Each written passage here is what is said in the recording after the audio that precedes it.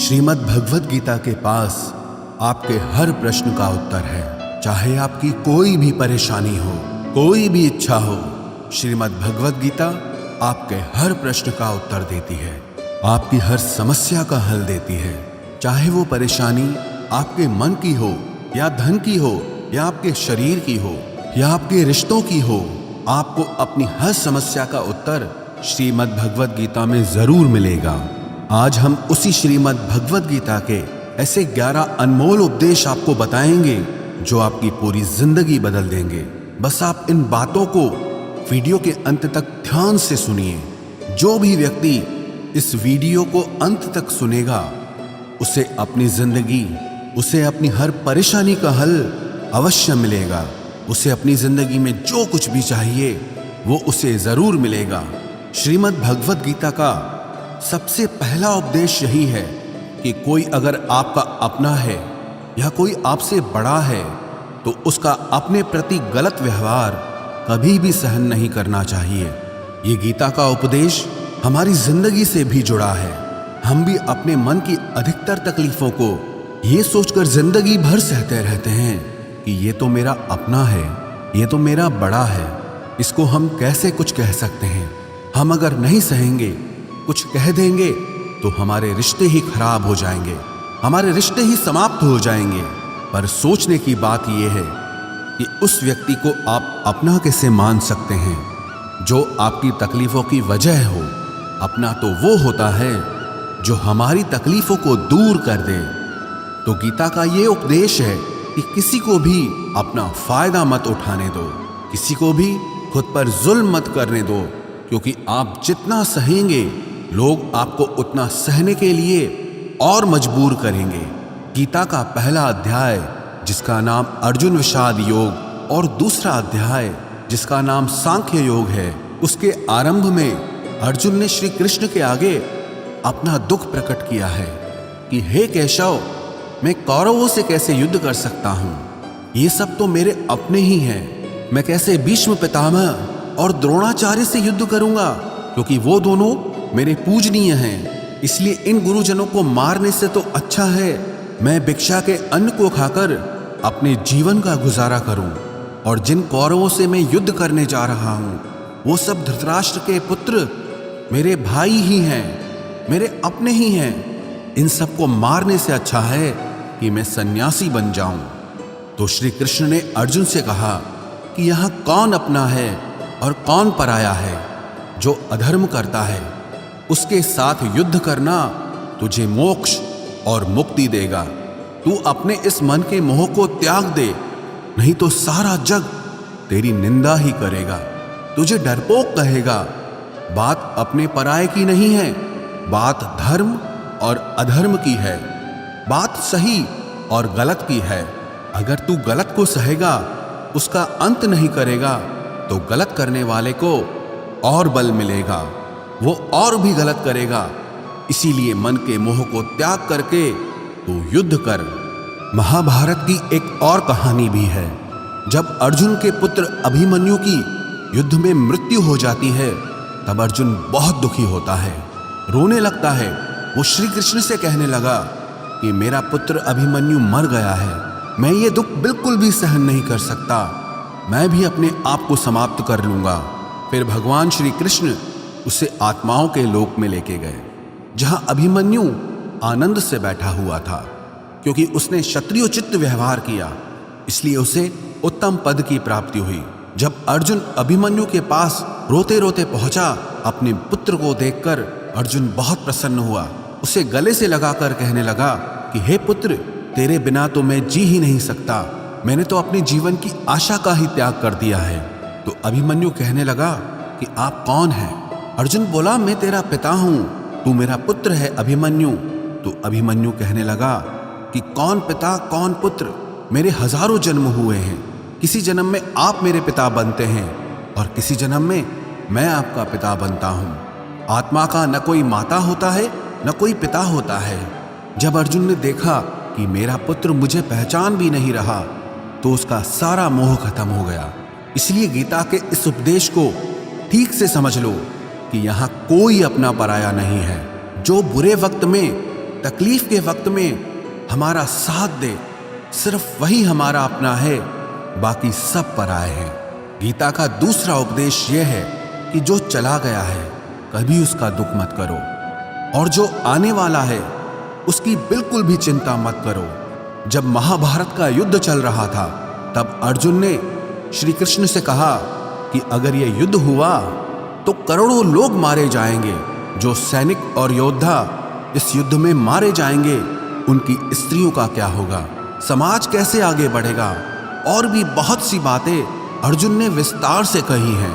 तो भगवान श्री कृष्ण ने कहा, अशोच्यानन्वशोचस्त्वं प्रज्ञावादांश्च भाषसे गतासून अगतासूंश्च नानुशोचन्ति पंडिताः। श्री कृष्ण बोले, हे अर्जुन, तू बड़ी बड़ी ज्ञानियों जैसी बातें करता है, लेकिन जो सच में ज्ञानी होता है, वो जो लोग मर चुके हैं, जा चुके हैं या एक दिन जाने वाले हैं, उनकी चिंता नहीं करता है, उनका दुख नहीं करता है। तेरे हाथ में कुछ भी नहीं है, तू चाहकर भी कुछ कंट्रोल नहीं कर सकता। जीवन और मरण ये तो प्रकृति की नियति है। इसीलिए जो ज्ञानी होता है वो किसी के मरने पर भी रोता नहीं है। ज्ञानी जन ना ही बीते हुए कल का शोक करते हैं और ना ही आने वाले कल की चिंता करते हैं। इसीलिए जो होने वाला है वो होकर ही रहता है, और जो नहीं होने वाला है वो कभी नहीं होगा। ऐसा निश्चय जिसको समझ में आ जाता है, जिसकी बुद्धि में आ जाता है, उसे कभी कोई चिंता नहीं सताती, कोई दुख नहीं सताता। हमारे सारे दुखों का कारण ही यही है। या तो हम जो वक्त गुजर चुका है उसे सोच सोचकर परेशान होते रहते हैं, या भविष्य की चिंता कर करके खुद को बीमार कर देते हैं, नष्ट कर देते हैं। गीता का ज्ञान हमें यही सिखाता है कि ना तो हम बीता हुआ कल बदल सकते हैं और ना ही आने वाले कल पर कंट्रोल कर सकते हैं। हमारे हाथ में सिर्फ वर्तमान है, सिर्फ आज का ही पल है। हमारा 98% तनाव और चिंताएं भूतकाल और भविष्यकाल के बारे में सोचते रहने से होता है। हम हमेशा उसी में ही जीते रहते हैं, मगर वर्तमान में कभी नहीं जीते, इस पल को कभी नहीं जीते। जब आप वर्तमान का पूरा आनंद लेना सीख जाओगे, तभी आपकी जिंदगी से तनाव कम होगा, चिंताएं खत्म होगी। वर्तमान में जीना एक बहुत बड़ी उपलब्धि है। हमारे हाथ में भी सिर्फ आज का ही पल है। हमें जो भी करना है आज ही करना है। कभी भी ये सोचकर समय को नष्ट नहीं करना चाहिए कि अभी मेरे पास बहुत समय बचा है। एक गुरुजी ने अपने एक शिष्य को पारस का पत्थर दिया। उनका वो शिष्य बहुत आलसी था, हर काम को कल पे टाल देता था। तो गुरुजी ने उसे कहा कि मैं तुझे ये पारस पत्थर दे रहा हूं। इस पारस पत्थर से जब तू लोहे को स्पर्श कराएगा तो वो लोहा स्वर्ण बन जाएगा, सोना बन जाएगा।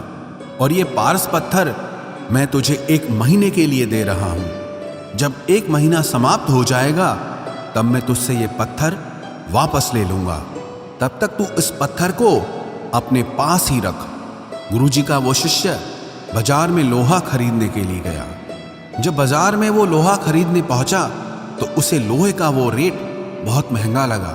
उसने कहा थोड़े दिन रुक के ले लूंगा, जब लोहे का रेट कम हो जाएगा।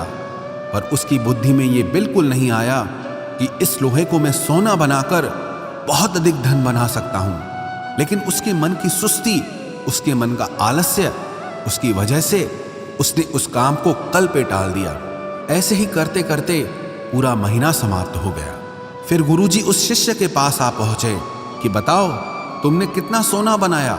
शिष्य बोला कि मैंने तो अभी सोना बनाना शुरू भी नहीं किया। तो गुरुजी ने कहा मुझे मेरा वो पारस पत्थर वापस चाहिए। शिष्य बोला कि नहीं, मुझे थोड़ा वक्त दीजिए, मैं थोड़ा सोना बनाना चाहता हूँ। गुरुजी ने कहा कि ये पारस पत्थर पूरा 1 महीना तेरे पास था, पर तू कुछ नहीं कर पाया, लेकिन अब समय समाप्त हो चुका है। ऐसे ही ये हमारा जीवन है, हमारी जिंदगी है, और ये समय ही पारस पत्थर है। हम समय के एक एक पल से अपने जीवन को सोना बना सकते हैं, लेकिन हमें ये लगता है कि हमारे पास बहुत समय बचा है, एक दिन जिंदगी को जी लेंगे, एक दिन जिंदगी में खुश हो जाएंगे, लेकिन वो दिन कभी नहीं आता और हम जिंदगी भर भागते रहते हैं, चिंता करते रहते हैं, दुखी होते रहते हैं, लेकिन जिंदगी को जीना, खुश रहना हम भूल जाते हैं। इसलिए गीता का ज्ञान हमें यह सिखाता है कि आप आज में जीना सीखो, इस पल में जीना सीखो। गीता का तीसरा उपदेश यह है कि मौत से डरना बिल्कुल व्यर्थ है। श्री कृष्ण ने गीता में कहा है कि यह संसार मृत्यु लोक है। जिसका भी जन्म हुआ है वो एक दिन जरूर मर जाएगा। जिसका आरंभ हुआ है उसका अंत अवश्य होगा। हम इसे रोक नहीं सकते। जैसे हम रोज कपड़े बदलते हैं, वैसे ही हमारी आत्मा नया शरीर धारण करती है। मृत्यु सिर्फ इस जीवन का एक नया आरंभ है, इस जीवन का अंत नहीं है। आत्मा कभी नहीं मर सकती और ना ही उसे कोई मार सकता है, लेकिन मौत का डर मनुष्य को सबसे ज्यादा लगा रहता है। मौत का दुख भी इंसान को सबसे ज्यादा होता है। एक पेड़ में दो पक्षियों का जोड़ा रहता था। उन दोनों को एक दूसरे से बहुत प्रेम था। उन्होंने साथ जीने मरने की कस्में खाई थी। एक दिन वहां एक शिकारी आया और उसने एक तीर चलाकर वहां पेड़ पर बैठे मादा पक्षी को मार दिया। तो वो अकेला नर पक्षी रोने लगा कि मैं तुम्हारे बिना कैसे जी पाऊंगा। तुम्हारी जगह मेरी मृत्यु आ जाती, मेरा जीवन तुमको मिल जाता। वो रो रो के बहुत विलाप करने लगा। इतने में ही उस शिकारी ने दूसरा तीर चलाया और उस नर पक्षी को भी मार दिया। वास्तविकता में ये कहानी हमारी ही है। हम भी रोते रहते हैं जब कोई मरता है तो, लेकिन हमें ये नहीं पता कि एक न एक दिन हमारा भी जीवन समाप्त हो जाएगा। हम भी उसी मृत्यु के पेड़ पे ही बैठे हैं, लेकिन शरीर का मिटना हमारा अंत नहीं है। श्री कृष्ण ने अर्जुन से कहा कि हे अर्जुन, तेरे और मेरे अनंत जन्म हुए हैं। तुझे कुछ भी याद नहीं है, लेकिन मुझे सब याद है। जो व्यक्ति इस सत्य को समझ ले कि मैं यहां इस संसार में कुछ समय के लिए आया हूं, उसकी जिंदगी के सारे झगड़े, सारे दुख, सारी चिंताएं ही समाप्त हो जाएंगी। जब इस संसार से जाना ही है तो दुख किस बात का। पहले के जमाने में साधु महात्मा लोग पैदल यात्रा करते थे। यात्रा करते करते वो एक नगर में पहुंचे। वो महात्मा बहुत थक चुके थे। उस नगर में उन्होंने एक महल देखा और उन्होंने उस महल में जाकर विश्राम करने का सोचा और वो महल में जाकर सो गए।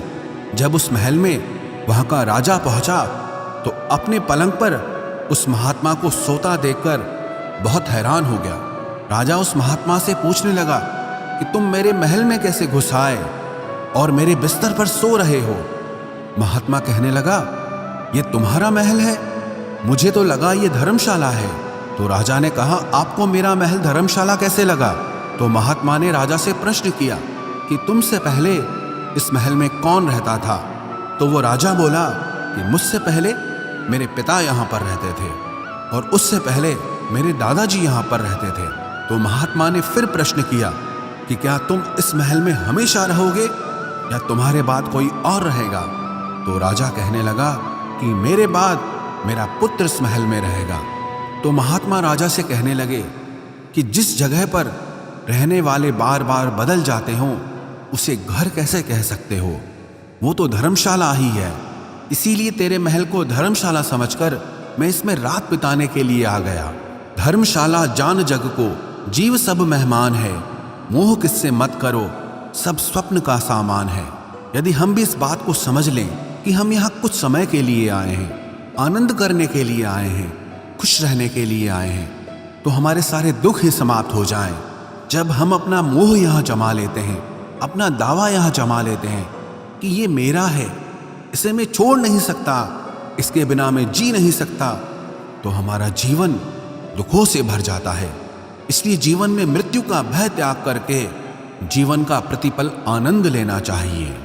गीता का चौथा उपदेश, मन और विचारों को कंट्रोल किए बिना जीवन में कभी शांति और सुकून मिलने वाला ही नहीं है। अर्जुन ने श्री कृष्ण से कहा कि मेरा मन सही गलत सब कुछ जानता है, फिर भी मेरे विचार और मेरा मन मुझसे कंट्रोल नहीं होता। मैं जो करना चाहता हूं वो कर नहीं पाता हूं। और जो नहीं करना चाहता हूं वो मेरा मन मुझसे जबरदस्ती करवाता है। इसीलिए मैं बेचैन हो गया हूं, मुझे शांति प्राप्त नहीं हो रही। तो श्री कृष्ण ने अर्जुन से कहा, उसके लिए तुझे अपने मन और विचारों से डिटैच होकर अपने मन और विचारों को सही दिशा में ले जाने की प्रैक्टिस करनी होगी, अभ्यास करना होगा। और ये एक दिन का काम नहीं है। जब तक तू अपने मन और विचारों की गुलामी का त्याग नहीं करता, तब तक तुझे जीवन में कभी शांति नहीं मिलेगी। एक राजा था, वो बहुत बेचैन और परेशान रहता था। एक दिन वो अपने गुरुजी के पास गया और उनसे कहने लगा कि मेरा मन बहुत बेचैन है, मैं बहुत परेशान हूँ, मैंने पूरे संसार को जीत लिया है, सब कुछ है मेरे पास, पर मैं खुश नहीं हूँ, मेरे मन में सुकून नहीं है, शांति नहीं है। तो गुरुजी ने राजा से कहा कि तुम्हारे नगर में अगर कोई ऐसा व्यक्ति है जिसने सुकून को प्राप्त कर लिया है, शांति को प्राप्त कर लिया है, तुम उसका एक बार कुर्ता पहन लो तो तुम्हारे जीवन में भी शांति आ जाएगी। राजा बहुत प्रसन्न हो गया कि ये तो बहुत आसान काम है। वो अपने राजमहल में आया और राजसभा में वो सबसे कहने लगा कि आप लोगों में से जो भी शांत हो चुका हो, जिसे सुकून मिल गया हो, वो अपना कुर्ता मुझे दे दे। वो बदले में जितना भी धन मांगेगा मैं उसे दे दूंगा। सब लोग एक दूसरे का मुंह देखने लगे। पैसों का लालच आया, लेकिन सबको एक दूसरे की सच्चाई पता थी, क्योंकि किसी की जिंदगी में भी शांति और सुकून नहीं था। सब अपना सर झुकाकर वहां पर खड़े हो गए। फिर उस राजा ने पूरे नगर में ढिंढोरा पिटा दिया कि जिसे भी शांति प्राप्त हो चुकी हो, सुकून प्राप्त हो चुका हो, वो मेरे पास आकर अपना कुर्ता दे दे। वो जितना कहेगा उससे उतना ही धन दिया जाएगा। लेकिन एक भी व्यक्ति ऐसा नहीं मिला जिसे शांति प्राप्त हो चुकी हो। वास्तविकता में जब कोई मरता है तब हम कहते हैं कि वो फलां व्यक्ति आज शांत हो गया। कभी किसी जिंदा इंसान के लिए नहीं सुना कि एक जीता जागता इंसान शांत हो गया है। राजा के सैनिक पूरे शहर में ढूंढते रहे, फिर उन्हें पेड़ के नीचे एक महात्मा तपस्या करता दिखा, जिसके चेहरे पे एक शांति थी, सुकून था। वो सैनिक उस महात्मा के पास आकर पूछने लगे कि क्या आपने शांति प्राप्त कर ली है, सुकून प्राप्त कर लिया है? महात्मा ने कहा, मैं पूरी तरह से शांत हूं।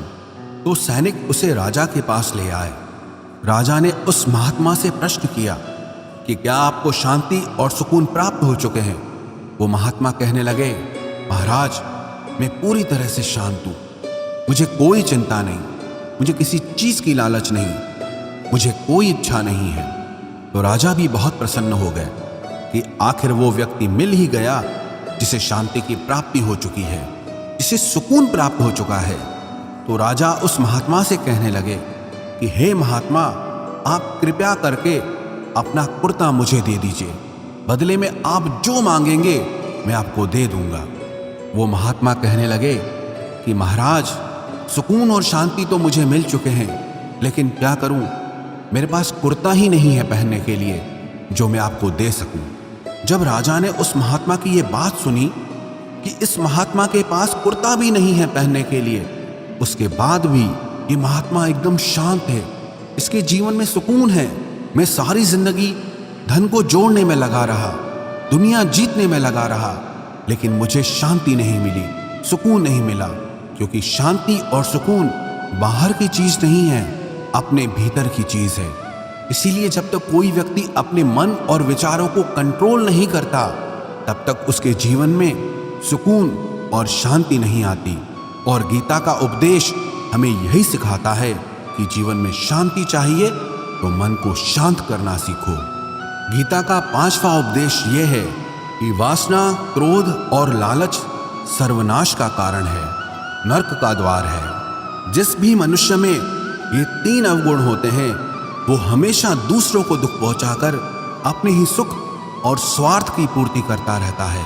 किसी भी चीज की हद से ज्यादा वासना करना और क्रोधी स्वभाव होना और मन में लालच होना उसके जीवन के सुख को समाप्त कर देते हैं, उसके सारे रिश्तों में जहर भर देते हैं। इन्हें नरक का द्वार इसीलिए कहा गया है क्योंकि जिस इंसान में अत्यधिक क्रोध है, लालच है, वासना है, उसका पूरा जीवन जहर से भर जाता है, उसको मरने के बाद नहीं, जीते जी यहीं पर नरक का दर्शन होता है। गीता का छठा उपदेश यह है कि सब भगवान एक ही हैं, कोई छोटा बड़ा नहीं है। सब एक परब्रह्म परमात्मा के अलग अलग रूप और नाम हैं। श्री कृष्ण ने गीता के 10वें अध्याय विभूति योग में बताया है कि जितने भी जगत के देवी देवता हैं वो सब मेरी ही विभूति है। मैं ही शिव हूं, मैं ही इंद्र हूं, मैं ही यक्षराज कुबेर भी हूं, मैं ही अग्निदेव हूं, देवताओं के गुरु बृहस्पति भी मैं हूं, समुद्र भी मैं ही हूं, अक्षरों में ओम भी मैं ही हूं, काल का महाकाल भी मैं ही हूं, सारे जगत का नाश, उत्पत्ति और पालन करने वाला भी मैं ही हूं। श्री कृष्ण ने अर्जुन से कहा कि मेरी विभूतियों का कोई अंत नहीं है, इसलिए सब भगवान, सब नाम, सब देवता मेरे ही रूप हैं। इसीलिए तो किसी भी देव या ईश्वर में कभी भेद बुद्धि मत करना, कभी किसी को छोटा बड़ा मत समझना। और गीता का उपदेश हमें यह सिखाता है कभी भी किसी दूसरे के इष्ट को छोटा नहीं समझना चाहिए, या इस बात पर झगड़े फसाद नहीं करने चाहिए कि कौन बड़ा है और कौन छोटा है।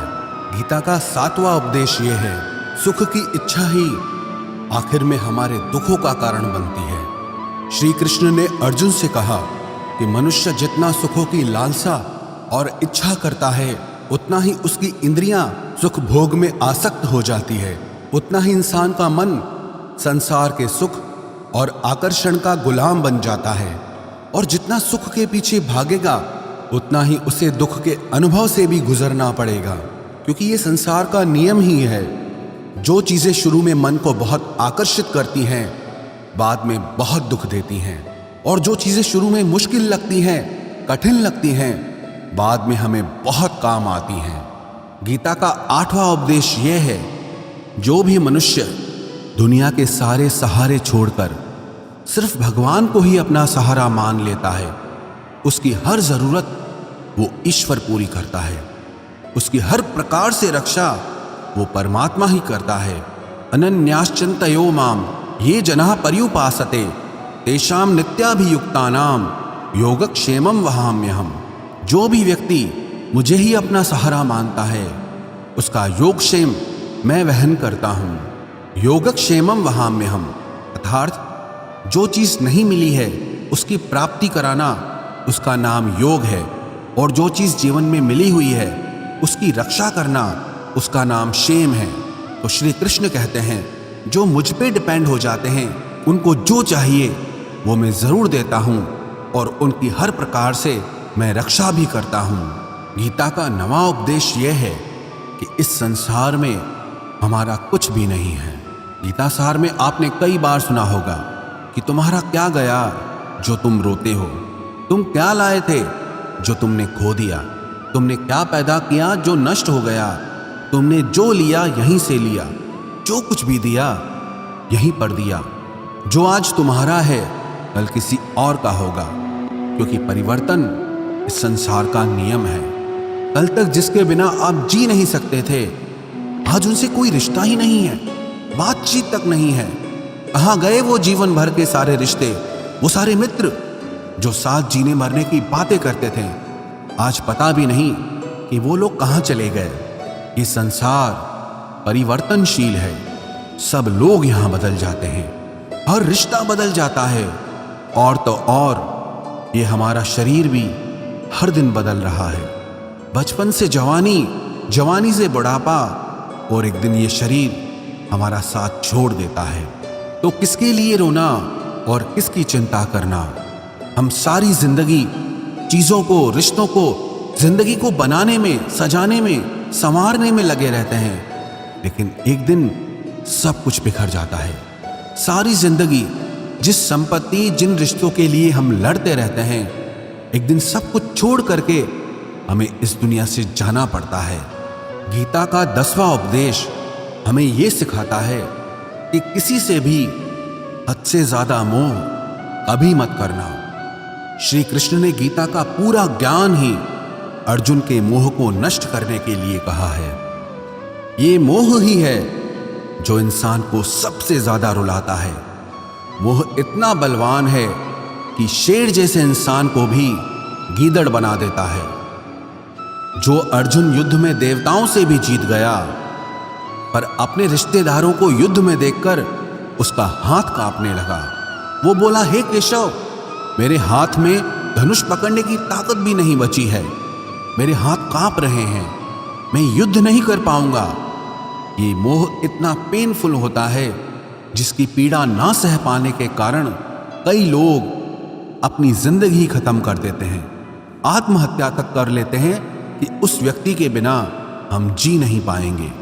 जीवन में किसी से भी हद से ज्यादा मोह करोगे तो जीवन भर पीड़ा का ही सामना करना पड़ेगा।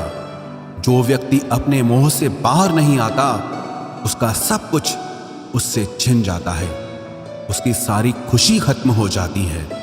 इसीलिए गीता का ज्ञान बार बार यही सिखाता है कि अपने मन के मोह को त्याग करके आप बलवान बनो, बुद्धिमान बनो, सत्य के दर्शन करो कि वास्तविकता क्या है। क्योंकि हमारा मोह हमें हमेशा झूठ ही दिखाता है, झूठ पे ही विश्वास दिलाता है और दिल में झूठी उम्मीदें जगाता है। और ये ही हमारे दुखों का सबसे बड़ा कारण है। हम ही मोह कर लेते हैं, हम ही लोगों से उम्मीदें लगा बैठते हैं, पर वास्तविकता बिल्कुल अलग होती है। लोग वैसे नहीं होते जैसे हम मान लेते हैं, जैसा हम समझ लेते हैं, क्योंकि मोह के कारण हमें सच्चाई नहीं दिख पाती, लोगों का असली चेहरा नहीं दिख पाता। इसीलिए गीता का उपदेश हमें यह सिखाता है कि जीवन में अगर आनंद और प्रसन्नता से रहना है तो किसी में भी हद से ज्यादा मोह कभी मत करना। गीता का 11वां उपदेश ये है कि इस दुनिया में अगर आए हो तो दुख तो मिलेगा ही मिलेगा। दुख से कभी घबराना मत, दुख से कभी डरना मत।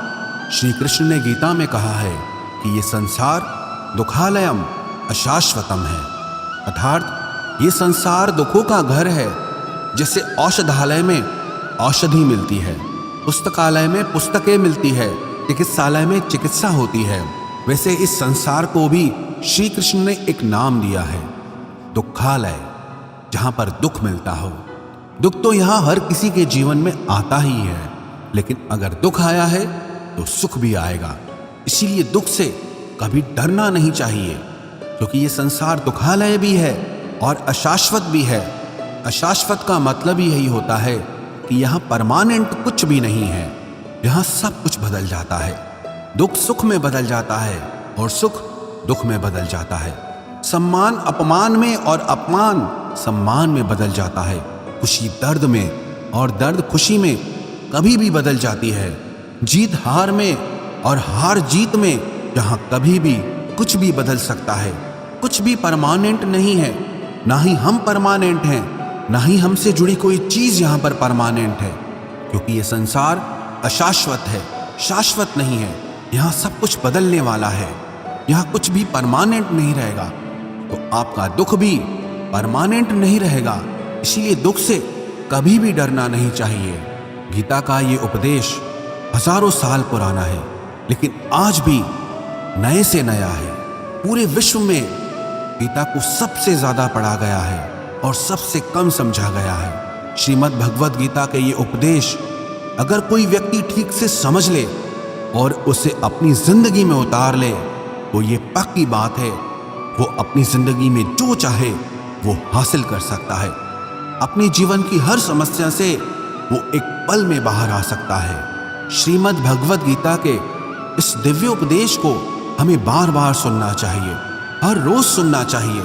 जब भी जीवन में कोई चिंता या परेशानी आए तो एक बार इस उपदेश को जरूर सुन लेना और मन में ये विश्वास रखना कि गीता का ये उपदेश आपकी जिंदगी की हर परेशानी में आपको राह अवश्य दिखाएगा।